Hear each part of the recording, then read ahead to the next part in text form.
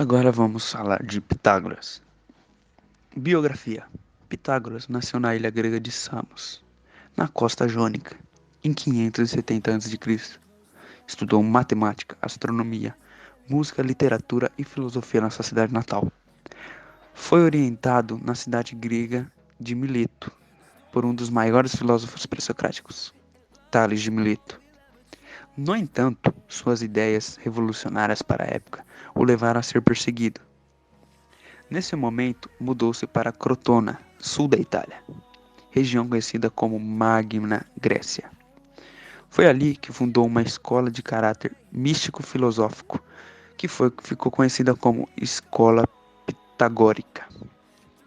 Entretanto, foi perseguido novamente, deixando Crotona e partindo para o Egito, onde, ao observar as pirâmides, criou o Teorema de Pitágoras. O filósofo faleceu em Metaponto, na região sul da Itália, em 490 a.C., com aproximadamente 80 anos. Escola Pitagórica. Sendo considerada uma das maiores universidades do mundo, a Escola Pitagórica recebe o nome de seu fundador, Pitágoras. Temistocleia foi a mestre de Pitágoras. Ela era alta, profetisa, filósofa e matemática. Os pensadores manifestam ao mesmo tempo tendências místico-religiosas e tendências científico-racionais. A influência estende-se até nossos dias. A escola teve como ponto de partida a cidade de Crotona, sul da Itália, e difundiu-se vastamente. O pitagorismo influenciou o futuro platonismo, o cristianismo e ainda foi invocado por sociedades secretas que atravessaram o tempo até alcançarem os dias de hoje. Os pitagóricos acreditavam que acreditavam que todas as relações na natureza poderiam ser reduzidas à relação numérica.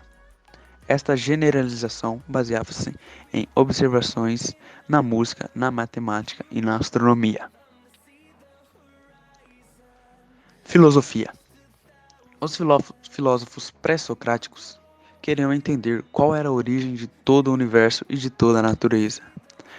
Em contraposição, as teorias cosmogônicas apresentadas pelas mitologias antigas.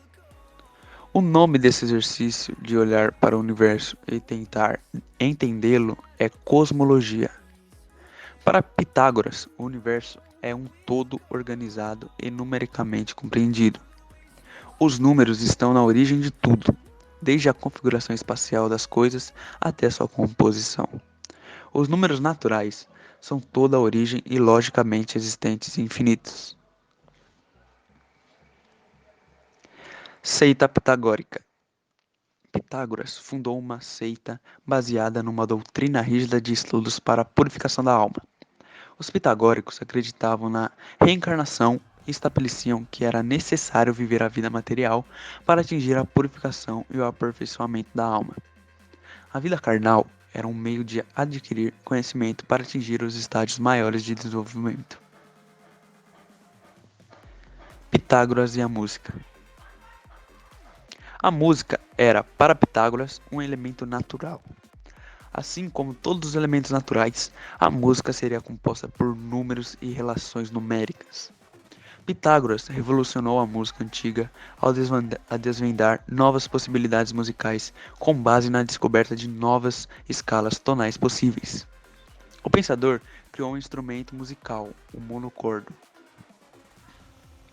Através da divisão exata de espaços nesse instrumento, ele conseguiu alcançar diferentes notas musicais e, com isso, criou uma escala dividida de maneira completamente diferente da que era utilizada até então.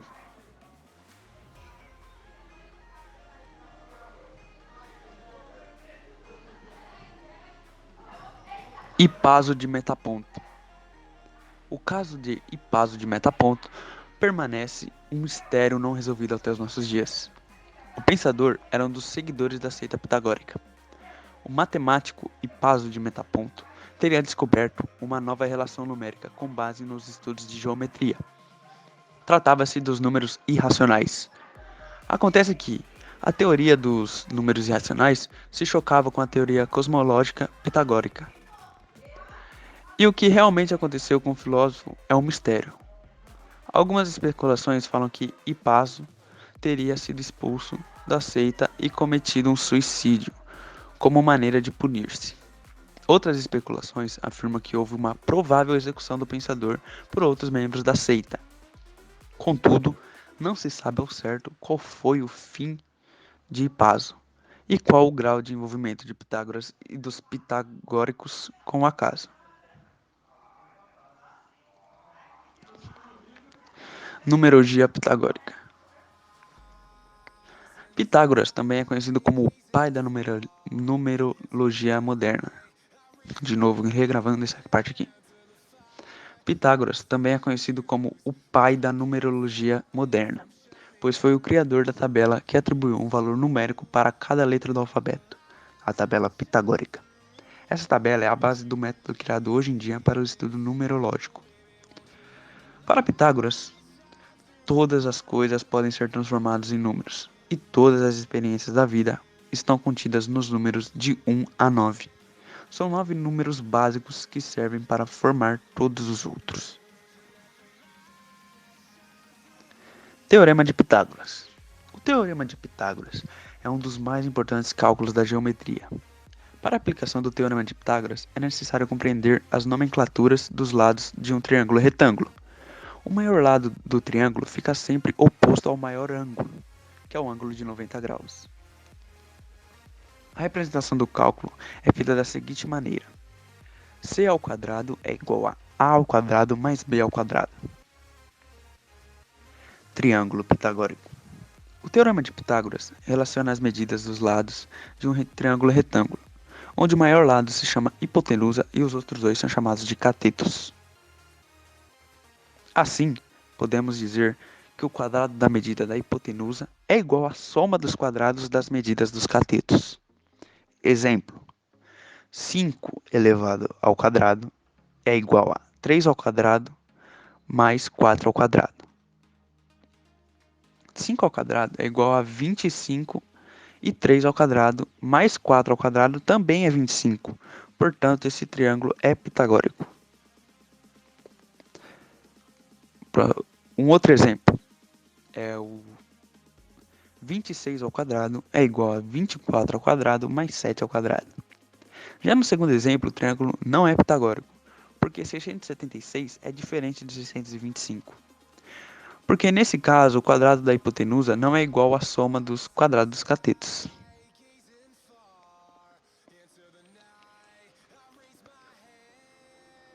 Demonstração. A seguir, vemos uma das maneiras de mostrar a verdade do Teorema de Pitágoras. Vamos considerar que existe um quadrado ABCD com lado B mais C. Primeiro, determinamos a área do quadrado com o seguinte cálculo. Depois, determinamos a área do quadrado EFGH. Em seguida, calculamos a área desses triângulos. Triângulo é igual a B vezes C dividido por 2.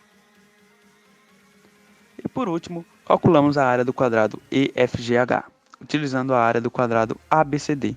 Se considerarmos a área do quadrado ABC e D e retirarmos a área dos triângulos sobre somente o quadrado EFGH. Curiosidades. Pitágoras, depois de muitas peregrinações na Itália do Sul, de novo, curiosidades. Pitágoras, depois de muitas peregrinações no sul da Itália, começou uma vida intensa de apostolado, fundando uma sociedade secreta para fins religiosos, políticos e intelectuais. Segundo, os pitagóricos, além de serem grandes místicos, eram grandes matemáticos. Inclusive, descobriram propriedades curiosas sobre os números, como a existência de números perfeitos, onde a soma dos divisores de um número era igual a ele mesmo. Terceira curiosidade. Acredita-se que Pitágoras tinha se casado com sua aluna grega Tiana, que era física e matemática.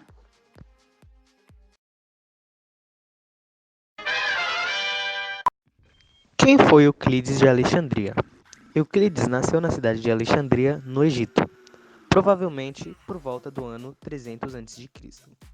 Isso porque pouco se sabe sobre sua vida, que foi brevemente apresentada após sua morte, com motivos desconhecidos. Ele foi um professor, matemático platônico e escritor grego, responsável pela obra Os Elementos e sendo reconhecido como o pai da geometria. Suas obras. Euclides escreveu muitas obras como data, os dados, divisão de figuras, os fenômenos, óptica e o já citado Os Elementos. Pela sua maneira de expor nos escritos, deduz-se que tenha sido um habilíssimo professor. Os Elementos.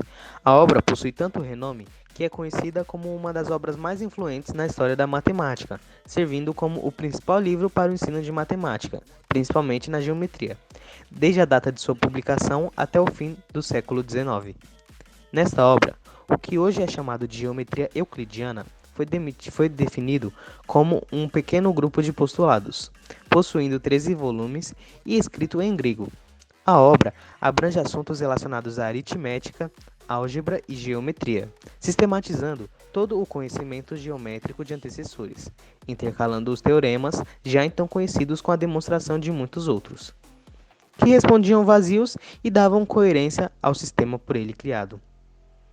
É bom ressaltar que o livro não surgiu para solucionar todos os problemas até então encontrados, ou até criar ideias que fossem contra pensamentos anteriores. O grande diferencial do livro está em sua estrutura lógica e organização criada por Euclides. A lógica euclidiana. Como já dito antes, a forma como o livro apresenta a geometria ficou tão específica que recebeu o nome de lógica euclidiana. Essa lógica é baseada em axiomas e postulados. Para Aristóteles, os axiomas são verdades incontestáveis em todas as ciências.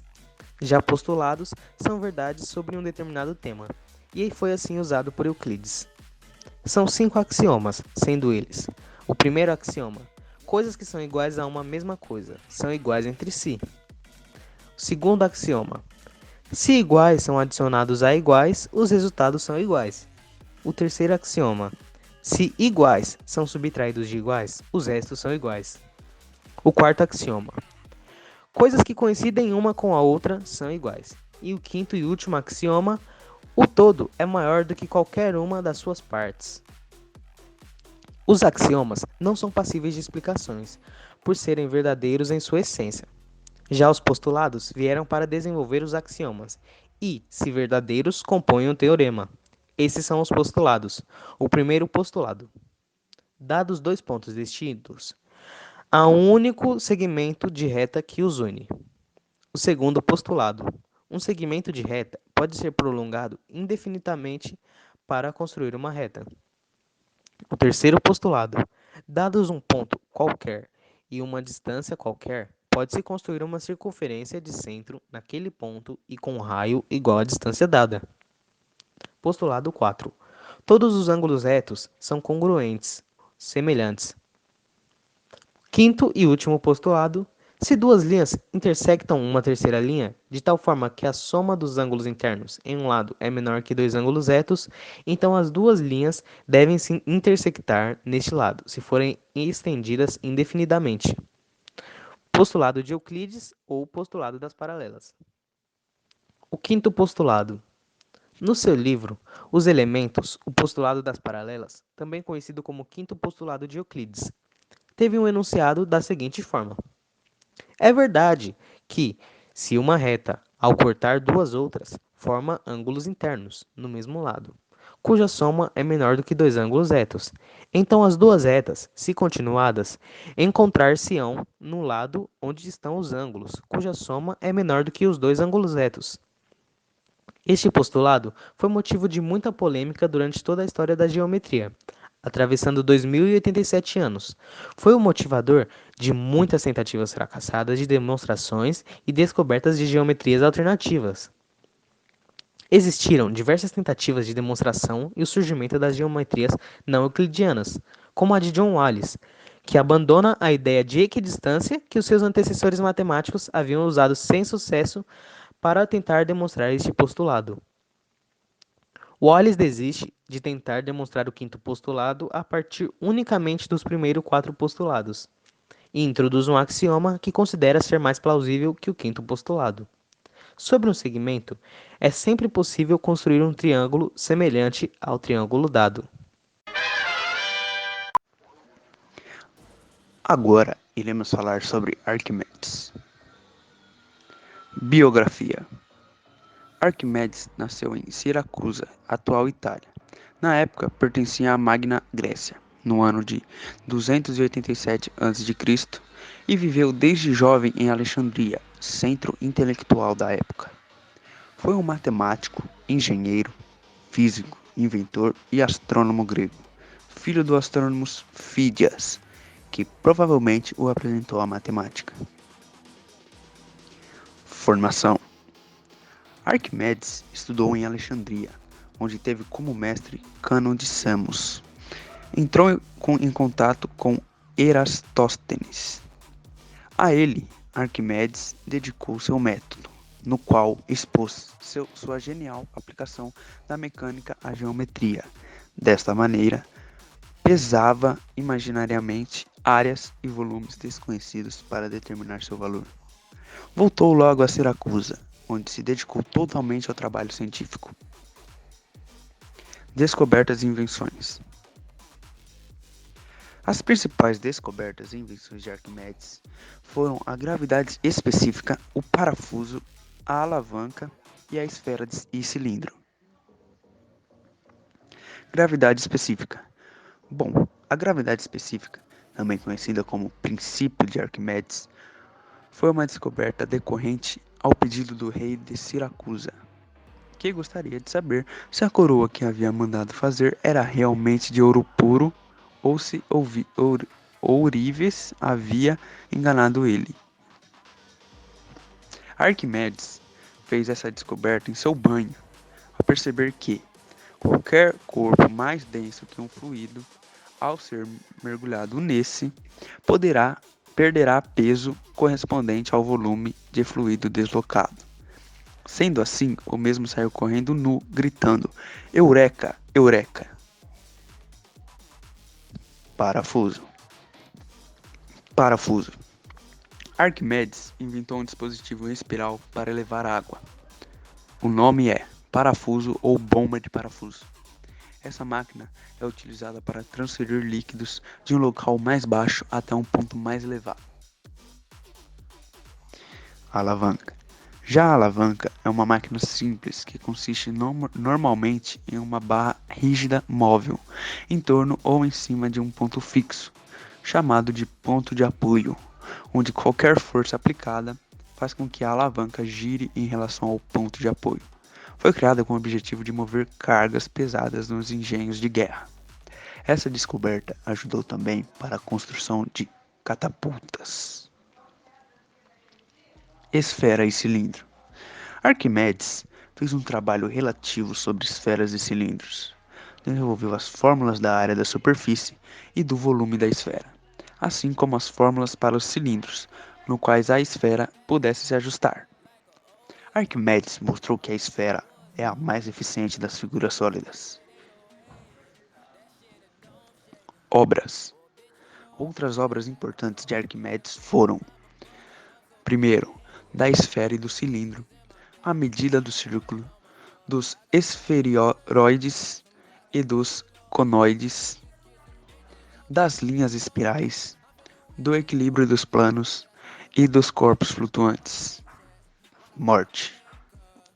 Em 212 a.C., houve uma guerra sangrenta entre Siracusa, terra de Arquimedes, e a Roma.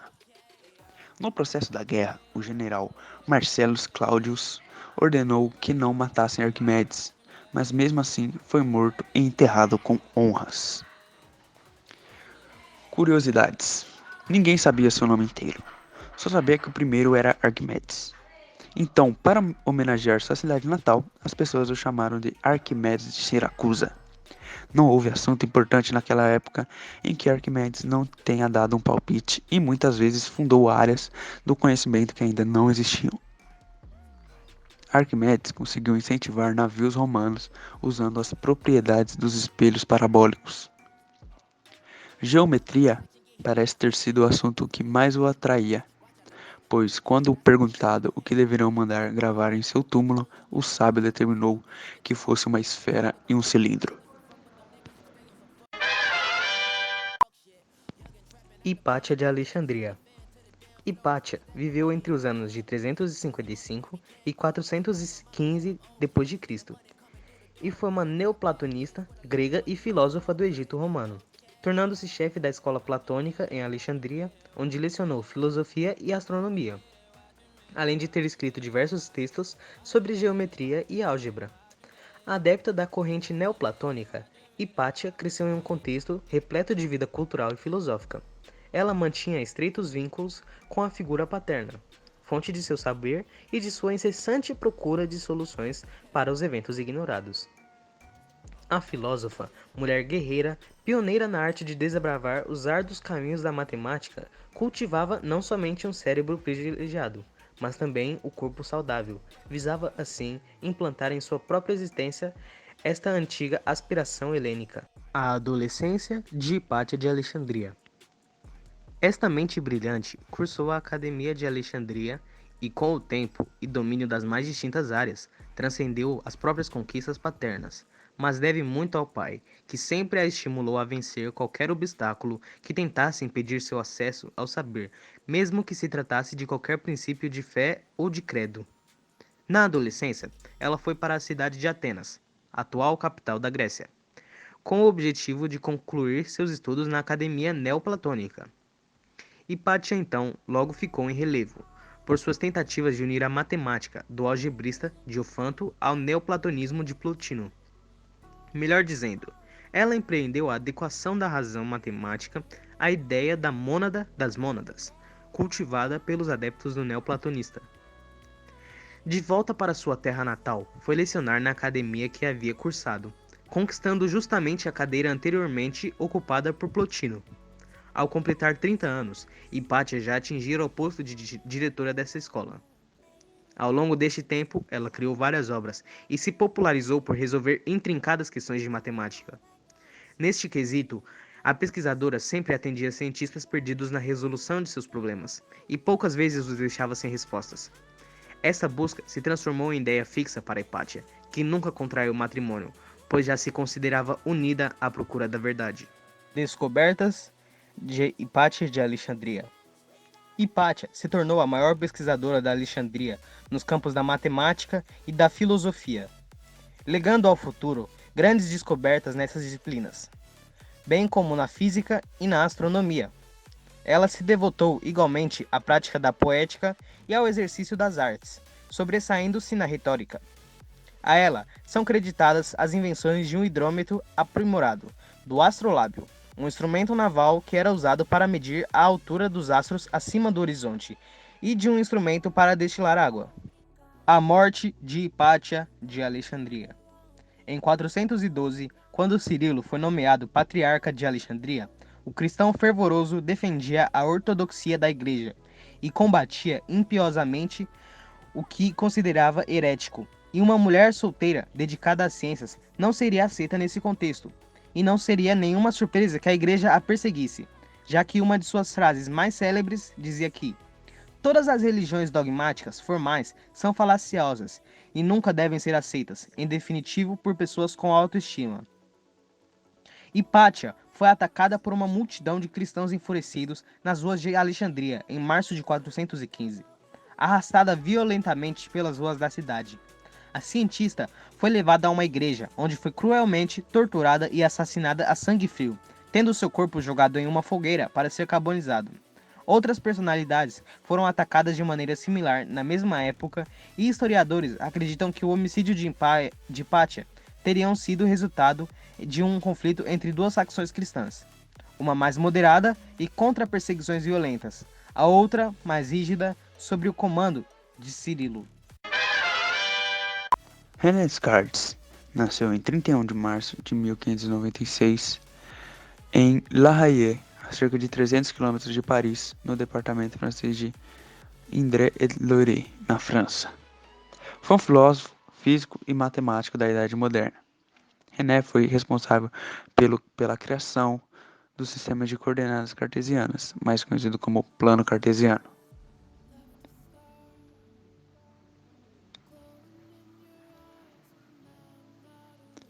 Aí temos uma foto de René Descartes, que nasceu em 1596 e morreu no ano de 1650.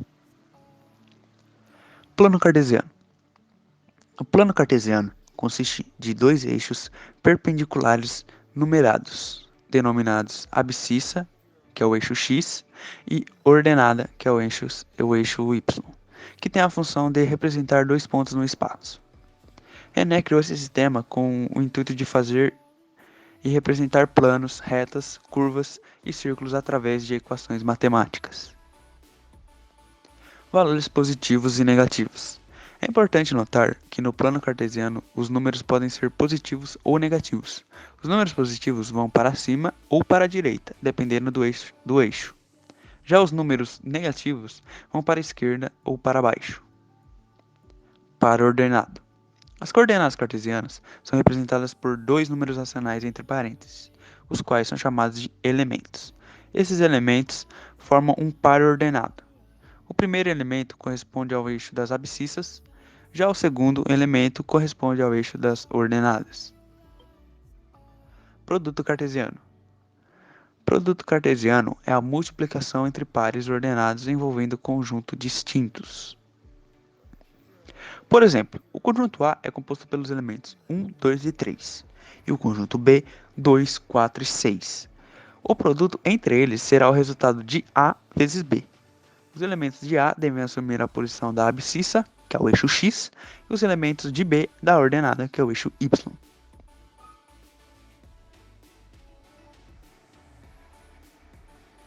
Domínio, contradomínio e imagem.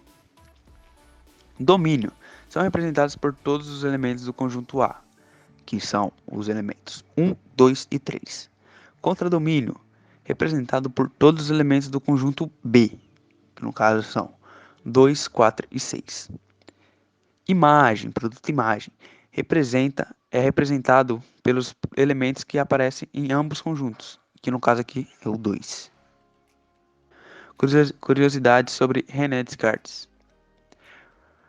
René Descartes foi um militar, nasceu com saúde frágil, tornou-se famoso na Europa em 1649 e teve apenas uma filha. Quem foi Isaac Newton? Isaac Newton foi um físico, astrônomo e matemático inglês. Seus trabalhos sobre a formulação das três leis do movimento levaram à lei da gravitação universal. A composição da luz branca conduziu à moderna física óptica. Na matemática, ele lançou os fundamentos do cálculo infinitesimal. Newton nasceu em Woolsthorpe, uma pequena aldeia da Inglaterra, no dia 4 de janeiro de 1643. Nasceu prematuro e logo ficou órfão de pai. Com 2 anos, quando sua mãe voltou a se casar, Isaac foi morar com sua avó. Desde cedo manifestava interesse por atividades manuais. Ainda criança, Isaac Newton fez um moinho de vento, que funcionava, e um quadrante solar de pedra, que se acha hoje na Sociedade Real de Londres. Com 14 anos, Isaac foi levado de volta para a casa de sua mãe, cujo marido acabara de falecer, para ajudar no trabalho da lavoura. Em vez de se dedicar aos seus afazeres, Isaac passava o tempo imerso na leitura. Com 18 anos, foi aceito na Trinity College, da Universidade de Cambridge. Passou 4 anos em Cambridge e recebeu seu grau de bacharel em artes, em 1665. Tornou-se amigo do professor Isaac Barrow, que o estimulou a desenvolver suas aptidões matemáticas, tornando-o seu assistente. Entre 1665 e 1667, durante o tempo em que a universidade ficou fechada, em uma consequência de pandemia da peste bubônica, que assolou a Inglaterra e matou 1/10 da população, Isaac Newton teve que voltar para casa. Nesse período, Newton fez as descobertas mais importantes para a ciência. Descobriu a lei fundamental da gravitação, imaginou-se as leis básicas da mecânica e aplicou-as aos corpos celestes. Inventou métodos de cálculo diferencial e integral, além de estabelecer os alicerces de suas grandes descobertas ópticas. Isaac Newton passou o resto de sua vida científica ampliando suas descobertas. Dedicou-se à pesquisa dos raios luminosos. Chegou à conclusão que a luz é o resultado veloz do movimento de uma infinidade de minúsculas partículas emitidas por um corpo luminoso. Ao mesmo tempo, descobriu que a luz branca resulta da mistura de 7 cores básicas. Inventou um novo sistema matemático de cálculo infinitesimal. Aperfeiçoou a fabricação de espelhos e lentes. Fabricou o primeiro telescópio refletor. Descobriu as leis que regem os fenômenos das marés, numa época que as atividades econômicas dependiam da navegação marítima. Isaac Newton fez previsões para o fim do mundo, baseadas nas escrituras bíblicas, especialmente no livro de Daniel, e que o acontecimento seria em 2060 do calendário gregoriano. Isaac Newton faleceu em Londres, no dia 20 de março de 1727. Seu funeral foi grandioso. 6 nobres do parlamento inglês carregaram seu ataúde até a abadia de Westminster, onde repousa até hoje seus restos mortais. Em sua homenagem, foi erguida em Cambridge uma estátua com os dizeres: ultrapassou os humanos pelo poder de seu pensamento. Leis de Newton. As leis de Newton são os principais fundamentais usados para analisar o movimento dos corpos. Juntas, elas formam a base da fundamentação da mecânica clássica. As 3 leis de Newton foram publicadas pela primeira vez em 1687, por Isaac Newton na obra de 3 volumes, Princípios Matemáticos da Filosofia Natural. São 3 leis: o princípio da inércia, o princípio da dinâmica e o princípio da ação e reação. Primeira lei de Newton. A primeira lei de Newton é chamada de lei da inércia. Seu enunciado original encontra-se traduzido abaixo.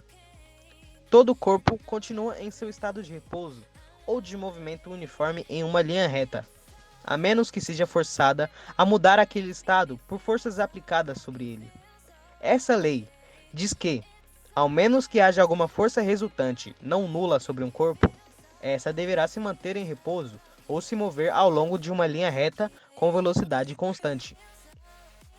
A lei de inércia também explica o surgimento das forças inerciais, isto é, as forças que surgem quando os corpos estão sujeitos a alguma força, capaz de produzir neles uma aceleração. Como exemplo, quando você pisa no acelerador de um carro, o motorista ele pode se sentir comprimido em seu banco, como se houvesse uma força puxando ele para trás. Na verdade, o que ele sente é a expressão de sua inércia, ou seja, a tendência que o seu corpo tem de permanecer parado ou em velocidade constante. Além disso, quanto maior for a massa de um corpo, maior será a inércia. Assim, alterar o estado de movimento de um corpo de massa grande requer a aplicação de uma força maior. Corpos de massa pequena têm seu estado de movimento alterado facilmente com a aplicação de forças menos intensas. A primeira lei de Newton é pouco intuitiva. Ao rolar uma bola no chão, ela para diante de nossos olhos. Jamais esperaríamos que ela rolasse eternamente, mas a bola está sujeita a uma força resultante que não é nula. Há uma força de atrito entre a bola e a superfície do chão, desacelerando o objeto continuamente. Segunda lei de Newton. A segunda lei de Newton também é conhecida como a lei da superposição de forças ou princípio fundamental. Traduzida do original, é a mudança de movimento proporcional à força motora imprimida e é produzida na direção de linha reta, na qual aquela força é aplicada. Ou seja, quando houver uma aceleração, nela será aplicada o uso da força, e vice-versa, sendo a única lei de Newton que possui fórmula. Sua fórmula nos diz que a força resultante que atua no objeto é igual ao produto da massa do objeto pela aceleração aplicada sobre ele. E para encontrar a aceleração, usamos a variação de tempo, dividida pela variação de tempo. As unidades de medida utilizadas na fórmula são Fr em newtons, uma homenagem ao próprio Isaac Newton. M sempre representando a massa do objeto em quilograma. A aceleração deve ser representada em metros por segundo ao quadrado. Terceira lei de Newton. A terceira lei de Newton afirma que a toda ação corresponde a uma reação de igual intensidade, mas que atua no sentido oposto. Newton percebeu que a toda ação correspondia a uma reação. Esse físico notou que, em uma interação entre dois corpos, um exerce força sobre o outro, que por sua vez devolve uma força ao primeiro. Então vamos imaginar. Um jogador de tênis está rebatendo uma bola. Está claro que ao fazer a bola mudar de velocidade, no instante do impacto, a raquete está exercendo uma força sobre ela. Mas a bola também exerce uma força sobre a raquete. Essa força possui a mesma intensidade da força que a raquete exerce sobre a bola.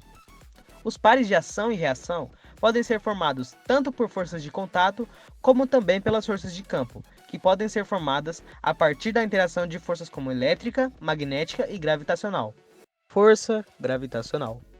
A força gravitacional ou interação gravitacional é a força que surge a partir da interação mútua entre dois corpos. Atrativa e nunca repulsiva. É ela que torna possível ficarmos de pé. Isso porque a Terra exerce força gravitacional sobre os corpos. A lei da gravitação universal foi proposta por Isaac Newton em 1666, onde Newton concluiu que a Terra e a maçã eram corpos que interagiam de forma recíproca. Se não houvesse essa força, a Lua, por exemplo, cairia. Em virtude da gravidade, a Lua é atraída para o centro da Terra e sofre uma aceleração, a qual produz a sua órbita. Fórmula. Isso quer dizer que a força é diretamente proporcional às massas e inversamente proporcional ao quadrado da distância entre os corpos. De acordo com a física, esse valor é o mesmo em qualquer local do universo. Conclui-se que a lei da gravitação universal obedece ao princípio da proporcionalidade e que sua interação é de longo alcance. O binômio de Newton. O binômio de Newton refere-se à potência na forma x mais y, n, onde x e y são números reais e n um número natural. O desenvolvimento, em alguns casos, é bastante simples, podendo ser feita multiplicando-se diretamente todos os termos. Esta é a fórmula do binômio de Newton, sendo c sobre n elevado a p o número de combinações de n elementos tomados p a p.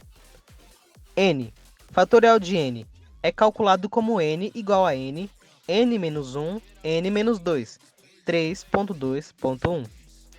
P, fatorial de p. N menos p é o fatorial de n menos p. Obras. Dentre as obras publicadas por Isaac Newton, a que se destacou pela relevância foi O Princípio da Matemática da Filosofia Natural, publicado em 1687. A obra também é chamada de Principia. Assim, Newton expõe assuntos como física, matemática, astronomia e mecânica. Todavia, o cientista desenvolve a lei da gravitação universal, na qual dois corpos se atraem por meio de forças. Assim, a força resultante é correspondente ao produto de suas massas. Nesse sentido, é inversamente correspondente ao quadrado da distância que as separa. Além disso, Newton possui outras obras, publicadas como exemplo Os Métodos das Fluxões, de 1671, Princípios Matemáticos da Filosofia Natural, de 1687, Óptica, de 1704 e Aritmética Universal, de 1707. Curiosidades. Algumas curiosidades sobre Newton. A primeira delas é a lenda que Isaac formulou sua lei da gravitação universal depois que observou uma maçã cair da árvore. Outra é a disputa célebre da ciência com o matemático alemão Gottfried Leibniz pela criação do cálculo diferencial integral. Essa disputa durou pouco mais de 20 anos, depois sendo confirmado que os dois criaram seus métodos de forma independente.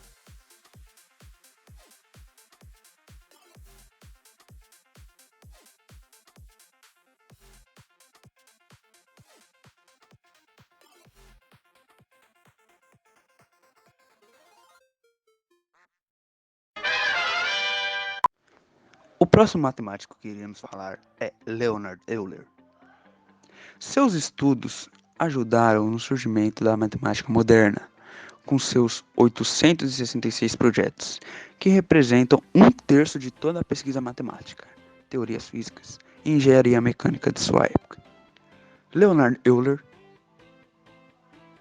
nasceu na Suíça em 1707. Seu pai, um pastor, queria que seu filho virasse teólogo, mas a matemática era o seu assunto favorito. Foi membro da Academia de Ciências de São Petersburgo e da Academia de Ciências de Berlim, onde assumiu o cargo de professor de física e matemática. Ele foi o primeiro matemático a trabalhar com as funções seno e cosseno. Integrou o cálculo diferencial e o método de Newton em análise matemática.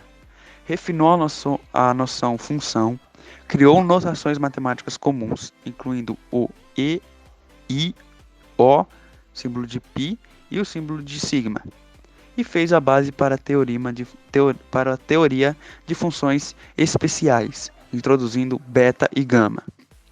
Iniciou os estudos das linhas de curvatura e começou a desenvolver um novo ramo da matemática, denominado geometria diferencial. Desenvolveu o método dos algarismos, com o qual conseguiu fazer a previsão das fases da Lua, útil para ajudar o sistema de navegação. Morreu na Rússia em 1783.